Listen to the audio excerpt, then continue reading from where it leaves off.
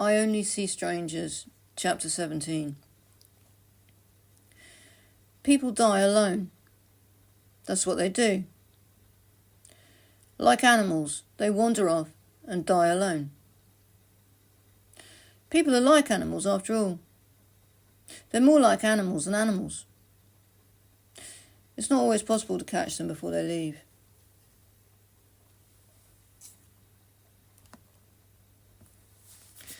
Chapter 18. Shock. There's a doorbell in my memory. It's never stopped ringing. It cuts through the mist, playing notes I don't understand from a scale of no known key. And there's me, 18 years old, lying flat on my back, watching the ceiling. It's early in the morning and I'm hypnotized by the residual activity up there. Shapes, hopping, darting, buzzing in and out. Just like the picture you used to see on the screen when you fiddled about with the aerial on an old telly. I'm coming down from an acid trip. There's some vague recollection about a place I should be.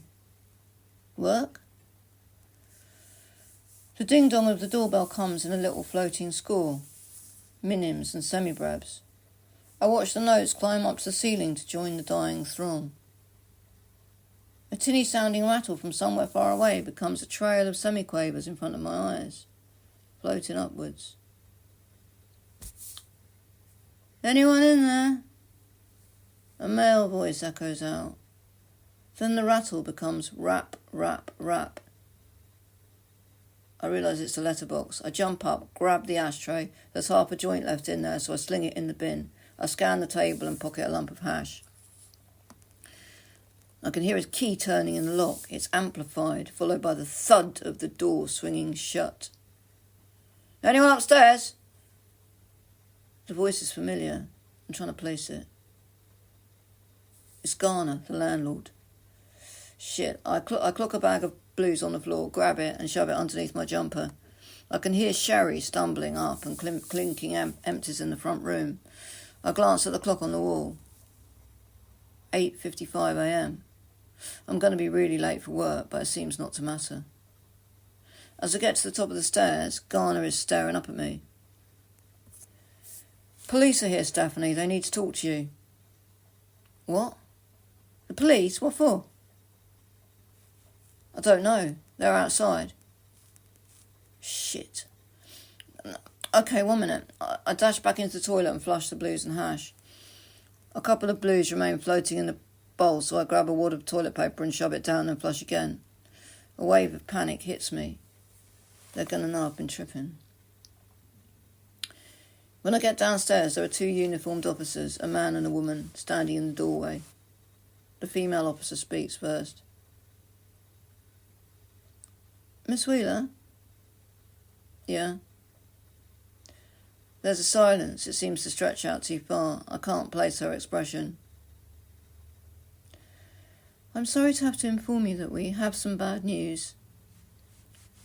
More silence. She looks down at her shoes, then up again. It's about your brother, Riley. What do you mean? What's wrong? I'm afraid we have to tell you that he's been found dead.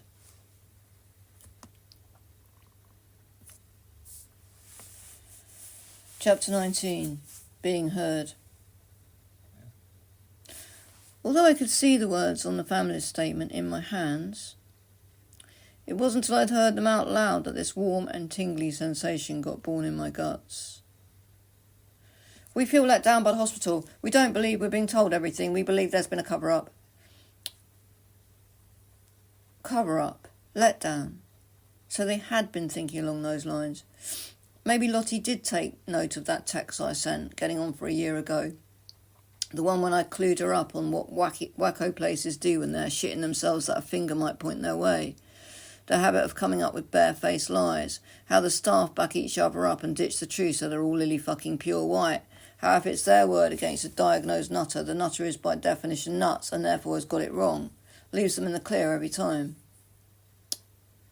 Problem with this is that there's another way of defining things which is permanently shoved under the carpet. A diagnosis is by definition a diagnosis. It's never a fact. When Radford screwed up and didn't let Dolly's parents know their daughter was in a hospital dying, they had to think of a get-out clause.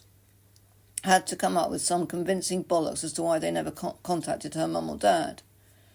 They were right on it with the first crap that came into their heads. Casey told us Dolly had no relationship with her mother. That shifted it in my direction. Layla already blamed me for the death, and there was that on top. She's seen through that smoke screen now, though, so it's one less thing for me to bother about. Their family statement makes it clear who she blames now. They knew Dolly, and they knew enough to know that what they'd been told didn't add up. After the family statement, mine was next. I wrote it not long after Dolly died, so I was a bit hazy on the details. There was the last time I saw her on the 15th of December 2014. The baggy clothes to cover up the pounds she'd shifted. You couldn't help but notice, though. I knew straight off she was anorexic again. She kept saying about not wanting to go in the kitchen with the other girls. She was getting abuse from other patients because she was a Wiccan. Religious intolerance, she called it. She'd been punched and kicked by one girl and the staff weren't interested. Then there was the last phone conversation. How I opened up my gob like a moron asking her if she'd eaten. The stupid text, except the one I left out of my statement, the last one from her. A gigantic flashing beacon which only a total muppet would not have got loud and clear. I must be a really cold, callous bastard. I'm better at deciphering dog signals than human ones. When I meet a set of paws in the street, I know the suicidal ones straight off. They're always on a tight leash. They never stop or sniff or pull. Like Oatley. I saw him on the narrow path over the bridge the other day. He's never off his lead. He's pretty repressed down to that. When his owner clocked that there was no room to pass me and Beanie easily, she reversed Oatley and straightened him up like she was parking a flipping car. Hi, how are you? Great. Except I've just been rolling around on the floor gnashing my teeth. Oh, good. No, it's not really. You know, it's like some people get mental health problems and that.